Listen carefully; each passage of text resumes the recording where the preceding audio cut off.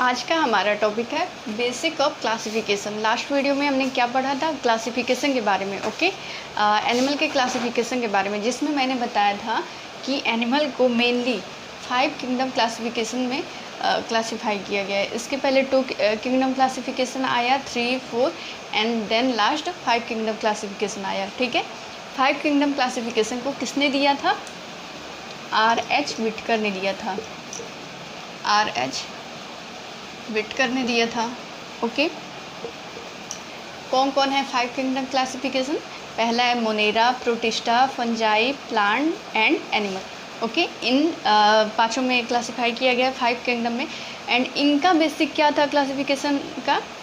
तो इनका क्या था कि सेलुलर लेवल के आधार पे कि सेल जो है वो यूनिसेलुलर है या मल्टीसेलुलर है, एंड मोड ऑफ न्यूट्रिशन के बेसिस पे कि मोड ऑफ न्यूट्रिशन ऑटोट्रॉप्स हैं या सेप्रोट्रॉप्स हैं, एंड प्रोकैरियोट्स एंड यूकैरियोट्स के बेसिस पे। ओके, तो इसमें से हमारा ये मैं रफ करती हूँ।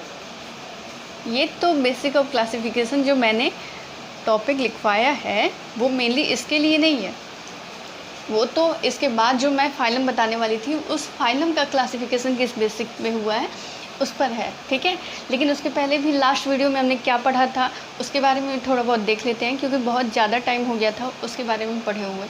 ठीक है, तो हमने क्या पढ़ा था कि 5 किंगडम क्लासिफिकेशन होते हैं मेनली, जिसमें Monera, Protista, Fungi, plant and animal आते हैं। मोनेरा जो है ये क्या है? प्रोकैरियोट्स हैं, प्रोकैरियोट्स एंड यूनिसेलुलर है। ठीक है, प्रोकैरियोट्स एंड यूनिसेलुलर है। केवल मोनेरा जो है वही प्रोकैरियोट्स है। ठीक है, मोनेरा के अलावा ये सब जो है ये यूकैरियोट्स में आते हैं। ये सभी जो हैं यूकैरियोट्स में आते हैं।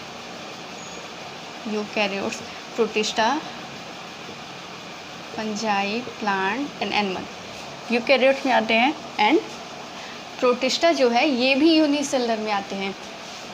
इनका भी कैरेक्टर होता है कि ये यूनिसेलुलर होते हैं, यूनिसेलुलर।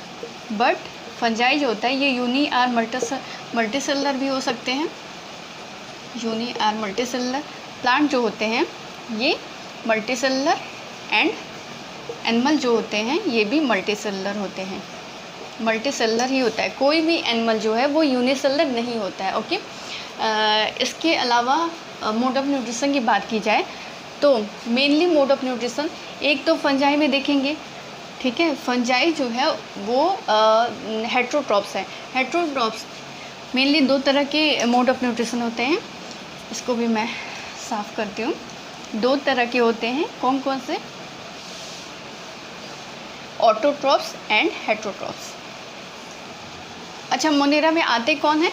तो यू बैक्टीरिया एंड आर्कियोबैक्टीरिया। ठीक है, बैक्टीरिया जो है वो मोनेरा में आते हैं। प्रोटिस्टा में यूग्लिना हुआ, पैरामेसिया हुआ, प्लाज्मोडियम हुआ, ये सब आएंगे प्रोटिस्टा में। फंजाई में तो फंजाई ही आएंगे।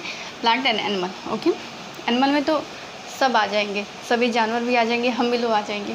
ठीक है, उसमें भी बहुत सारा क्लासिफिकेशन किया गया है। आगे एनिमल को भी बहुत सारे फाइलम में डिवाइड किया गया है, 11 फाइलम में डिवाइड किया गया है। ठीक है, उस 11 फाइलम में जो कॉर्डेटा फाइलम है आगे मैं बताऊंगी, उसमें हम लोग आते हैं। ओके, क्या मैं बता रही थी? हाँ, न्यूट्रिशन, मोड ऑफ न्यूट्रिशन।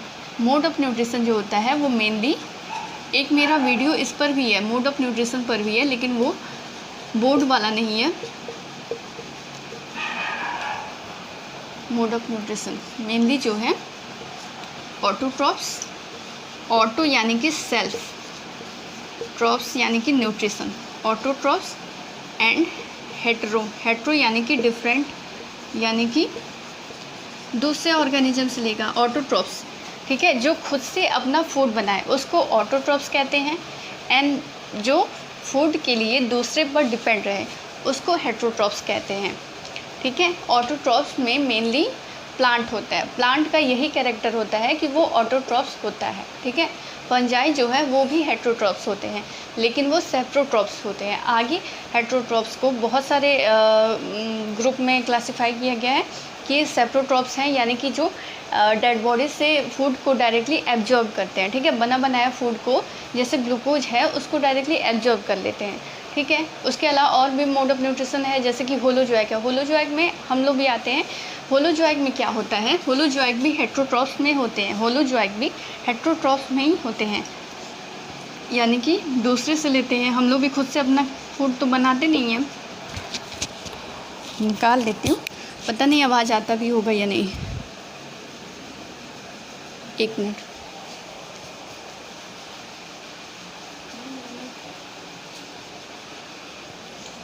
चलो, क्या मैं बताने वाली थी, हाँ, हेट्रोट्रॉफ्स में होलोजोइक भी आते हैं। होलोजोइक में क्या होता है, जैसे हम लोग पहले खाना खाते हैं, पहले खाना को लेते हैं, फूड को लेते हैं, इंजेक्शन होता है, देन डाइजेशन होता है, फिर उस फूड का एब्जॉर्प्शन होता है, एब्जॉर्ब हो जाता है, फिर उसका एसिमिलेशन होता है, यानी कि उस एब्जॉर्ब फूड का यूज होता है, ठीक है, उसका मेटाबॉलिक प्रोसेस में यूज होता है, फिर इजेशन होता है, फिर जो भी वेस्ट होगा वो इजेक्ट हो जाएंगे, बाहर निकल आएंगे। ओके, तो ये सब प्रोसेस होता है होलोजोइक न्यूट्रिशन में, ठीक है। तो मेनली यही बताना था कि ऑटोट्रॉफ्स एंड हेट्रोट्रॉफ्स दो तरह के होते हैं। ऑटोट्रॉफ्स में प्लांट आते हैं, हेट्रोट्रॉफ्स में एनिमल आते हैं, फंजाई भी आते हैं, सेप्रोट्रॉफ्स भी होते हैं। ऑटोट्रॉफ्स का भी बहुत सारा होता है, chemo autotrophs and chemo autotrophs होता है, और एक जो डायरेक्टली सनलाइट से बनाते हैं उसको पता नहीं क्या बोलते हैं, लेकिन इसके बारे में बहुत अच्छे से मैंने बताया एक वीडियो में, इसलिए बोलती हूँ सब्सक्राइब करो और देखते रहो पहले वाला भी वीडियो, ठीक है। फिर क्या बताना था,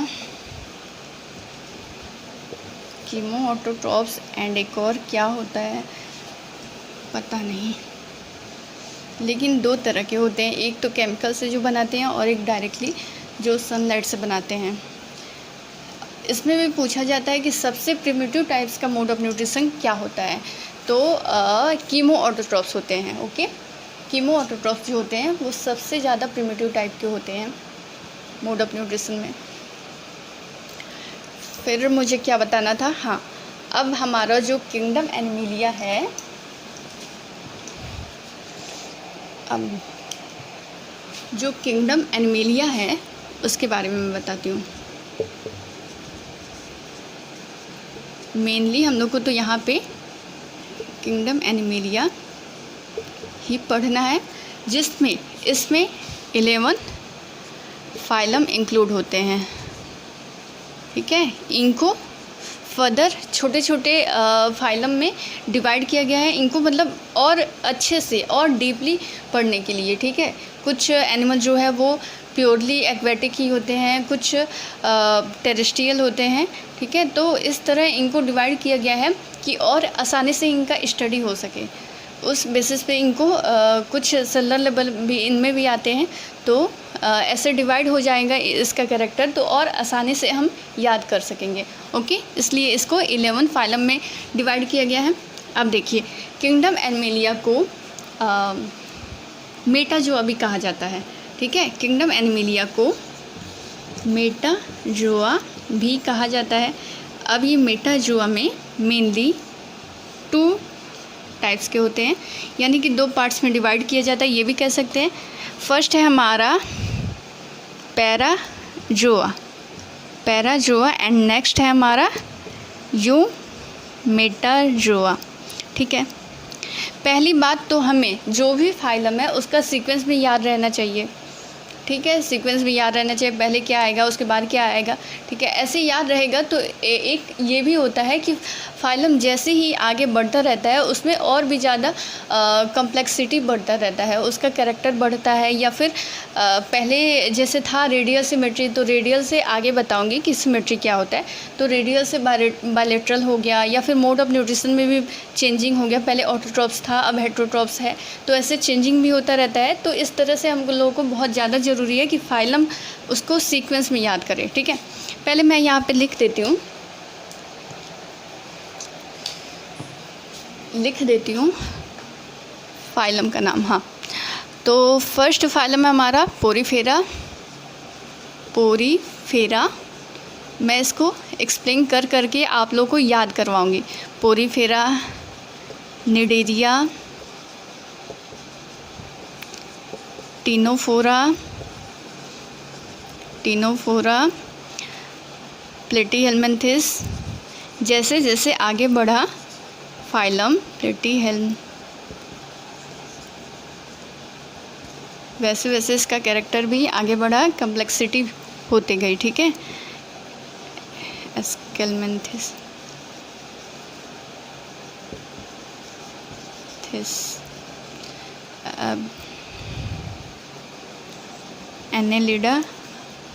एनेलिडा अर्थ्रोपोडा जो है वो लार्जेस्ट फाइलम है। ठीक है, अर्थ्रोपोडा जो है उसमें सारे इंसेक्ट इंक्लूड होते हैं, Arthropoda and Annelida. Arthropoda Mollusca जो है सेकेंड लार्जेस्ट फाइलम है। इकाइनोडर्मेटा, ये कंप्लीट नहीं लिखा मैंने, इकाइनोडर्मेटा,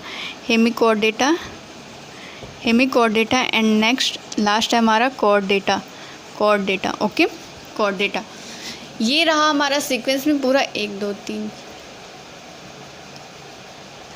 हाँ 11 है। चलो, ये सीक्वेंस में रहा हमारा हेमिकॉर्डेटा है ये। ठीक है, हेमिकॉर्डेटा को भी पहले हमने कॉर्डेटा मतलब जिन्होंने रखा था कॉर्डेटा फाइलम में रखा था, लेकिन इसमें नोटोकॉर्ड जो होते हैं वो कम्प्लीटली प्रेजेंट नहीं होते हैं, जिसकी वजह से इसको सेपरेट फाइलम में रख दिया गया। ओके, इसके बारे में तो बाद में देखेंगे, पहले यहाँ आते हैं।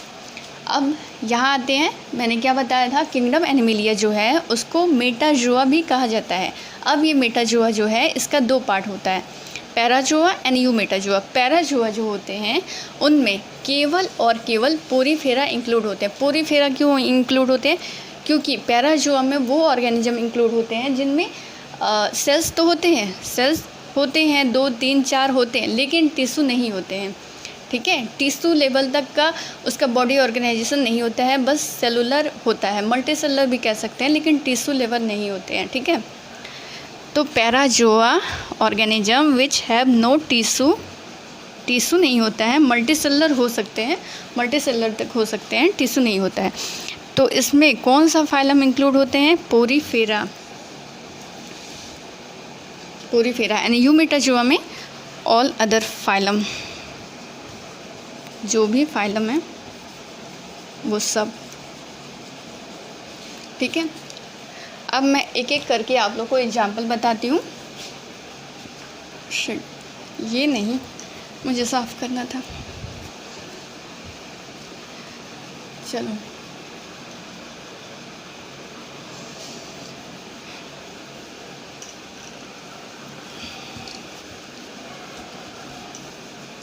पहले मैं लिख दी हूँ कि आज मुझे पढ़ाना क्या है। आज मुझे बेसिक ऑफ क्लासिफिकेशन बताना है, लेकिन उसके पहले का भी तो बेसिक जानना है।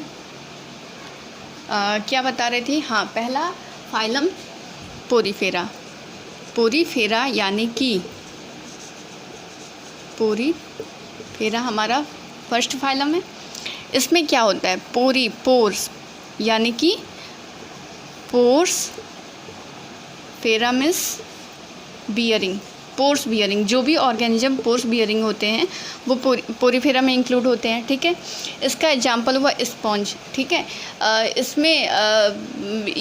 इसमें जो भी ऑर्गेनिज्म होंगे उसमें बहुत सारे पोर्स होंगे। ठीक है, एंड वो एक्वेटिक होंगे, उनमें वाटर एंटर करेगा। वाटर जो है वो बहुत सारे बहुत सारे पोर्स से एंटर कर सकता है, लेकिन उसका जो एग्जिट होगा, जहाँ से वो बाहर निकलेगा, वो केवल एक ही होगा, वो ऑस्कुलम होगा।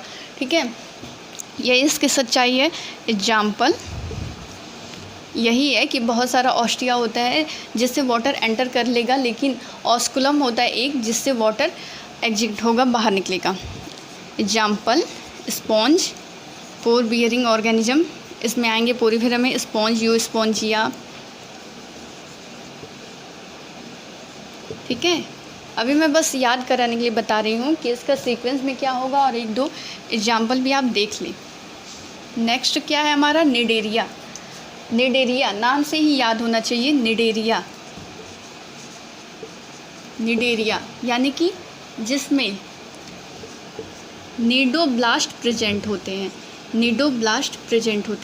देखो ये क्या होता है, इसमें ऑर्गेनिज्म एक इंक्लूड होता है। मान लो हाइड्रा ही मान लो, ठीक है, हाइड्रा ही मान लो, जिसमें बहुत सारे टेंटिकल्स प्रेजेंट होते हैं।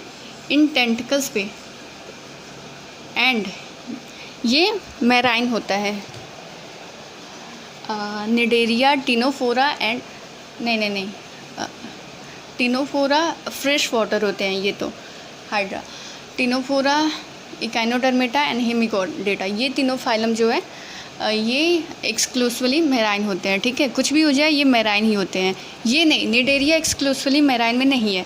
ठीक है, तो इसमें क्या बता रही थी कि बहुत सारे टेंटिकल्स होते हैं और इस टेंटिकल्स पर ये निडोब्लास्ट लगा होता है। निडोब्लास्ट जो है वो सेंसरी स्ट्रक्चर है, वो अपने एनिमी को देखता है तो उस पर कुछ एंजाइम डालता है और उसको डेड करके उसके फूड मटेरियल जो भी है उसको एब्जॉर्ब कर लेता है। ठीक है, तो मतलब ये एक तरह का सेंसरी स्ट्रक्चर है। निडोब्लास्ट इसमें प्रेजेंट होता है, पॉइजनस स्ट्रक्चर भी जिसको कह सकते हैं प्रेजेंट होता है, और इसको प्रोटेक्शन का भी काम कराता है, प्रोटेक्शन भी देता है निडोब्लास्ट। यानी कि निडेरिया जो हमारा सेकेंड फाइलम है उसमें निडोब्लास्ट प्रेजेंट होता है, यही उसका कैरेक्टर है, मेनली निडोब्लास्ट प्रेजेंट होता है। एग्जाम्पल क्या है इसका? हाइड्रा एंड दो फॉर्म इसमें प्रेजेंट होता है किसी में, ऑरेलिया, मेडुसा एंड पॉलिप, दो फॉर्म प्रेजेंट होता है, Medusa and polyp. Hydra, Aurelia, Adamsia. ठीक है, ये सब इसमें एग्जाम्पल प्रेजेंट होते हैं। नाइडेरिया में, नाइडेरिया यानी कि नाइडोब्लास्ट बियरिंग ऑर्गेनिज्म, नाइडोब्लास्ट जिसमें प्रेजेंट होता है उसके टेंटिकल्स पे, ये मेनली सेसाइल होते हैं। सेसाइल यानी कि जिसमें मूवमेंट नहीं होता है या फिर स्लो मूविंग होता है। ठीक है, उसमें। ठीक है, बहुत इसका फ़ायदा भी है। अगर ये सेसाइल है, ये मूव नहीं कर पाएगा, तो इसमें इतने सारे टेंटिकल्स भी प्रेजेंट होते हैं और ये टेंटिकल्स जो है वो चारों तरफ का देखता रहता है। ठीक है, कहाँ उसका एनिमी आ रहा है या फिर कहाँ से उसको फूड मिलेगा या फिर क्या होगा, उसका टेंटिकल्स चारों ओर प्रेजेंट होता है और उस टेंटिकल्स पे निडोब्लास्ट प्रेजेंट होते हैं छोटे छोटे। ठीक है, जो उसका सेंसरी स्ट्रक्चर होता है। ठीक है, तो सेसाइल है अगर इसमें तो कुछ फ़ायदा भी है कि बहुत सारे टेंटिकल्स प्रेजेंट होते हैं चारों ओर से। और इसका एक और कुछ चलिए आगे बताऊंगी, वो रेडियल सिमेट्री भी होता है, वो तो आगे बताऊंगी। फिर थर्ड हमारा है टिनोफोरा एंड नाइडेरिया जो है, इन दोनों का कैरेक्टर मिलता जुलता रहता है, लेकिन फिर भी टिनोफोरा में कुछ डिफरेंसेस भी है। ये है कि ये बायोलुमिनेसेंस है, बायोलुमिनेसेंस है, यानी कि इनमें लाइट जलती रहती है, ये अंधेरे में भी ये चमकती रहती है। ठीक है, पानी में बायोलुमिनेसेंस है। एंड इसमें कोलोब्लास्ट होते हैं, जैसे उसका प्रोटेक्टिव सेल निडोब्लास्ट होता है वैसे इसमें निडोब्लास्ट नहीं होता है बल्कि कोलोब्लास्ट होता है। ओके, कोलोब्लास्ट होता है। इसका एग्जाम्पल है हमारा टिनोप्लेना। टिनोफोरा से बहुत ही सिंपल एग्जाम्पल याद करो, टिनोप्लेना। ठीक है, टिनोप्लेना। नेक्स्ट है हमारा, नेक्स्ट क्या है? प्लेटीहेलमिन्थिस।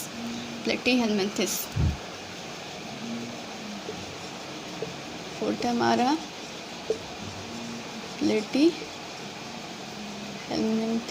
प्लेटीहेलमिन्थिस यानी कि फ्लैट वर्म। ये जो होते हैं इनका मतलब सबका एक एक मैं मेन कैरेक्टर बता रही हूँ। ये क्या होते हैं? डोर्सो वेंट्रली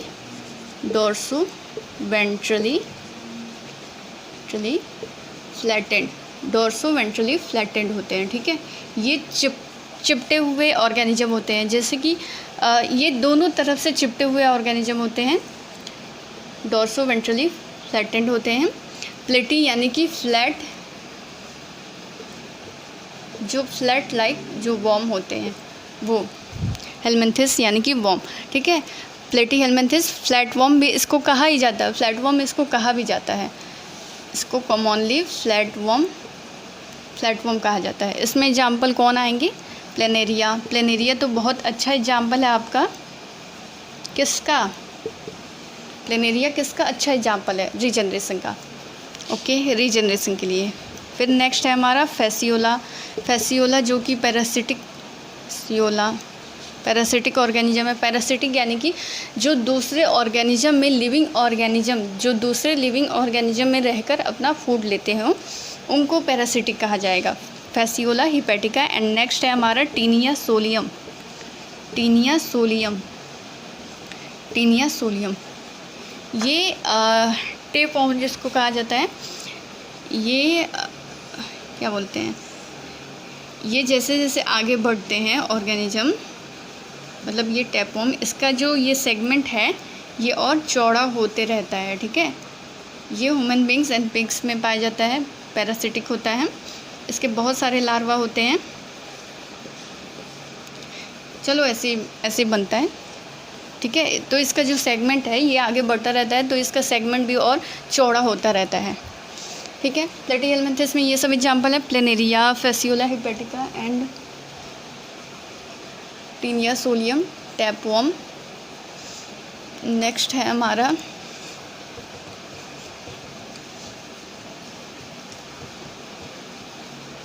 एक मिनट,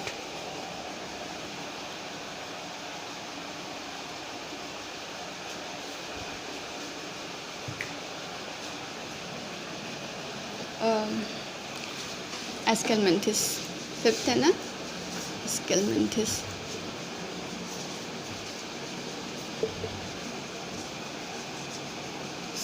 एस्केलमेंथिस यानी कि इसका एग्जाम्पल है राउंड वॉर्म।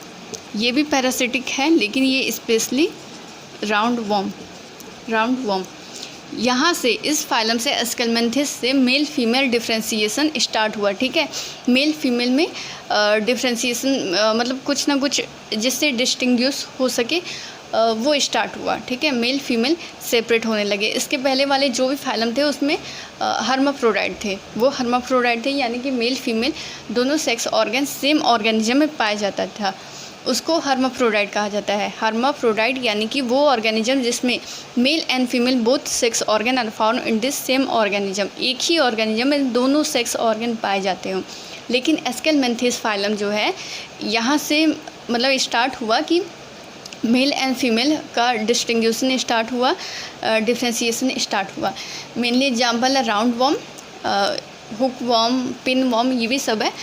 और इनका यही मेन कैरेक्टर है राउंड वॉर्म का कि ये ह्यूमन पैरासिटिक होते हैं। ठीक है, ह्यूमन पैरासिटिक ही होते हैं। नेक्स्ट है हमारा फिफ्थ फाइलम कौन सा है, एस्केलमेंथिस। सिक्स्थ कौन सा है, एनेलिडा। एनेलिडा से तो कुछ एडवांस स्टार्ट हुआ। अच्छा, एस्केलमेंथिस का एक और था कि वो स्यूडोसिलोम होते हैं। ठीक है, स्यूडोसिलोम होते हैं। स्यूडोसिलोमेट का अगर एग्जाम्पल पूछे तो उसमें बस वही इंक्लूड होते हैं एस्केलमेंथिस से। ओके, एनेलिडा सिक्स्थ है हमारा एनेलिडा। एनेलिडा जो है वो एन्यूल से बना है। एन्यूल यानी कि लिटिल रिंग यानी कि इसमें छोटे छोटे रिंग बने होते हैं। ठीक है, इसमें सेगमेंटेशन यहाँ से स्टार्ट हो जाता है।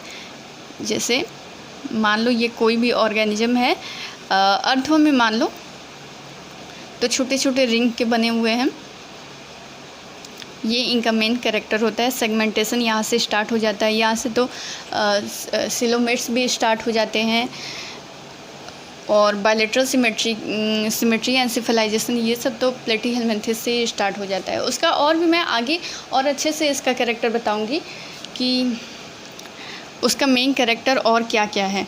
ठीक है, अभी बस एग्जाम्पल बता रही हूँ और उसको याद करने के लिए सीक्वेंस में बता रही हूँ कि कौन सा फाइलम आएगा, उसके बाद क्या आएगा।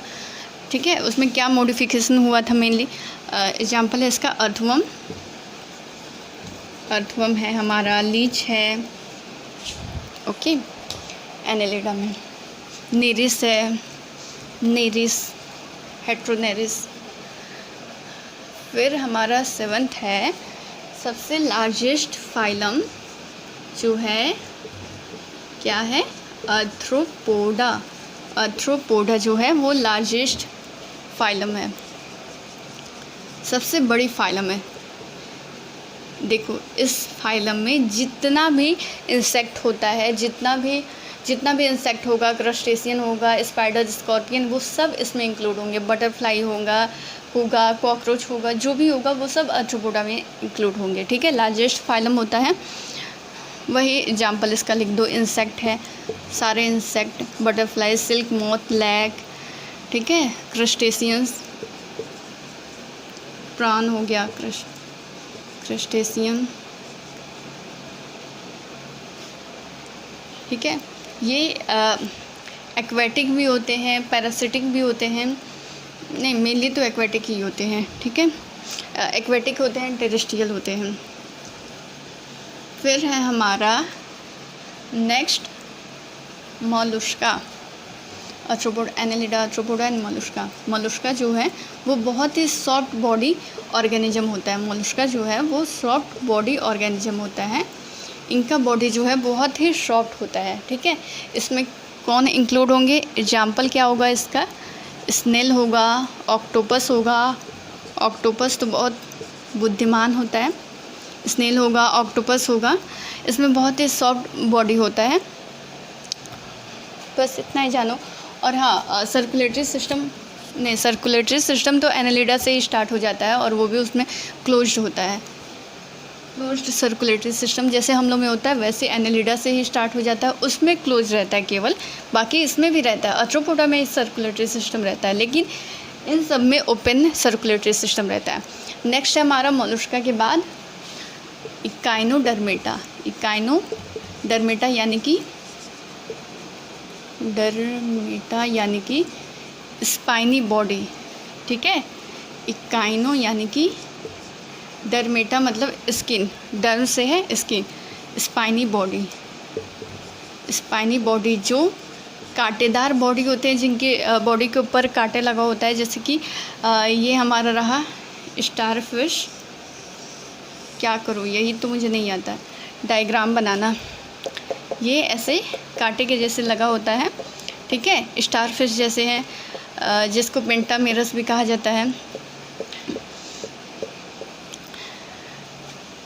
एग्जाम्पल लिख देती हूँ इकाइनोडर्मेटा का। और ये भी एक्सक्लूसिवली मैराइन होता है, ठीक है, मैराइन होता है। क्या एग्जाम्पल था?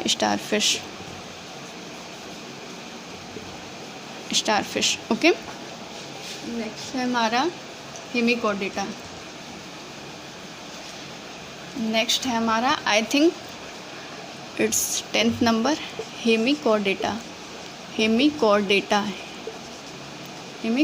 में कौन इंक्लूड होंगे? एग्जाम्पल इसका लिख लो,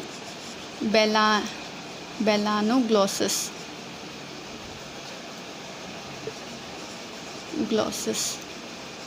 Hemichordata.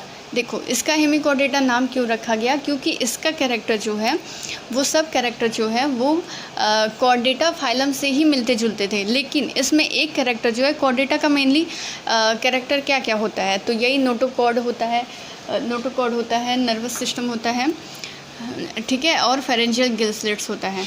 Notochord, nerve cord and pharyngeal gill slits. तो इसमें नोटोकॉर्ड जो है उसके जगह पे स्टोमोकॉर्ड आ गया। क्या आया?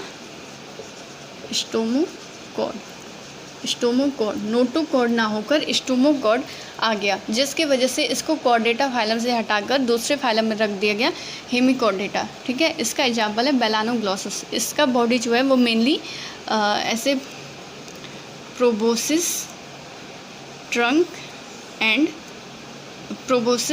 कॉलर एंड ट्रंक में डिफ्रेंशिएट होता है, ठीक है।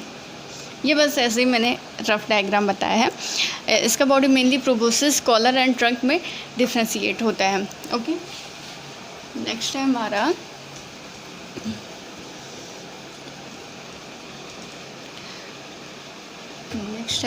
कॉर्डेटा।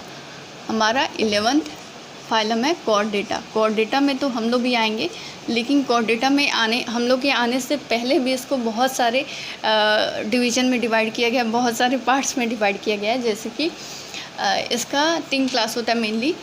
चलिए लिख ही देती हूँ कौन कौन से होते हैं वो तीनों class. Urochordata,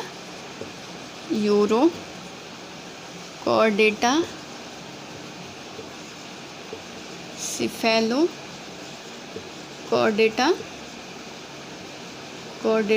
and vertebrates, okay. Vertebrates. अब ये वर्टेब्रेट्स जो हैं यूरोकॉर्डेटा यानी कि जिसमें नोटोकॉर्ड जो है वो उसके लार्वल स्टेज में, एंड यूरो मीन्स टेल होता है, ठीक है। उसके टेल, लार्वा के टेल में, जिसके लार्वा के टेल में नोटोकॉर्ड प्रेजेंट होता है उसको यूरोकॉर्डेटा कहा जाता है। जिसके सिफेलो यानी कि हेड, जिसके हेड से लेके पूरे बॉडी में नोटोकॉर्ड प्रेजेंट होते हैं, पूरे लाइफ टाइम तक प्रेजेंट होते हैं, वो ऑर्गेनिज्म सिफेलोकॉर्डेटा में इंक्लूड होते हैं। अब नेक्स्ट हमारा वर्टेब्रेट्स में तो नोटोकॉर्ड जो है वो एम्ब्रियोनिक स्टेज में ही प्रेजेंट होता है, और इसका बहुत सारा कैरेक्टर होता है, और इसको आगे फिर से डिवाइड किया गया है एगेंथा एंड नेथोस्टोमेटा। एगेंथा जो जॉ नहीं बियर करते हैं, और नेथोस्टोमेटा जॉ बियरिंग ऑर्गेनिज्म होता है। फिर नेथोस्टोमेटा को भी फिश में, एम्फीबिया में यानी कि टेट्रापोड्स में मेनली डिफ्रेंशिएट किया गया है, जिसमें fish, amphibia, reptiles, birds and mammals आते हैं, हम लोग आते हैं, ठीक है। मैमल्स में जाके हम लोग आते हैं, ठीक है। मैमल्स में भी आगे 3 क्लास में डिवाइड किया जाएगा, उसमें भी देखा जाएगा कि हम लोग किस में आते हैं, ठीक है। तो मतलब ये है कि एनिमल का अब तो मुझे नहीं लगता कि इस टाइम मैं बेसिक ऑफ क्लासिफिकेशन बता पाऊँगी, वो तो नहीं बता पाऊँगी। चलिए कुछ बात बताती हूँ कि कहने का मतलब ये है कि ऑर्गेनिज्म जो है, ठीक है, इसका ओरिजिन जो है ये पहले एक सेल से स्टार्ट हुआ था, ठीक है, या फिर एक उसमें genetic material RNA DNA and protein body से स्टार्ट हुआ, होते होते उसमें थोड़ा बहुत मॉडिफिकेशन आया, ठीक है, वो यूनिसेलुलर बना, वो प्रोकैरियोट्स बना, प्रोकैरियोट्स से यूकैरियोट्स बना, उसमें सेल का ही ऑर्गेनेल्स बनता गया, डिफ्रेंशिएट होता गया, माइटोकॉन्ड्रिया बना, राइबोसोम बना, ये सब बना, यूकैरियोट्स बना, फिर मल्टीसेलुलर ऑर्गेनिज्म बना, फिर टिश्यू बना, पोरीफेरा बना, फिर उसका कैरेक्टर और बढ़ते गया और कम्प्लेक्सिटी बढ़ते गया, ठीक है। तो पहले प्रोकैरियोट से स्टार्ट होते होते ऑर्गेनिज्म आगे बढ़ा, फिर उसमें और भी ज़्यादा कैरेक्टर इंक्लूड हुआ, फिर मतलब ये जैसे जैसे आपका क्लासिफिकेशन होता है ना, वैसे वैसे ये आपका इवोल्यूशन का भी प्रोसेस एक तरह से बताता है, ठीक है, कि हम लोग जो हैं, मैमल्स जो है वो कैसे इवॉल्व हुआ, ठीक है, ये कैसे हमारे बॉडी में भी है, कैसे इनका कैरेक्टर जो है आगे बढ़ता गया, कम्प्लेक्सिटी बनता गया, ये सब भी बताता है, ठीक है। तो क्लासिफिकेशन का मतलब मेन मोटिव ये भी है कि कैसे इवोल्यूशन हुआ, कैसे होता गया, कैसे यूनिसेलुलर ऑर्गेनिज्म से मल्टीसेलुलर बना, टिश्यू बना, ऑर्गन सिस्टम बना, एंड फाइनली हम पूरे एक बॉडी बन गए, फाइनली ऑर्गेनिज्म बन गए, मैमल्स बन गए, हम इंसान बन गए, ओके। हमारे अंदर भी मैमल्स का भी तो अभी इवोल्यूशन बढ़ते जाओ तो वो भी पता नहीं किस पीरियड में क्या हुआ था, होमो सैपियंस आए, होमो इरेक्टस आए, ठीक है, वो भी आते आते लास्ट में होमो सैपियंस बने। तो ये एक तरह से क्लासिफिकेशन जैसे ही आगे बढ़ता गया और उसको डिवाइड किया गया, वैसे ही इवोल्यूशन होता गया, इवॉल्व होते गए, ठीक है। तो आज के लिए इतना ही, नेक्स्ट वीडियो में हम पढ़ेंगे basic of classification. Thank you.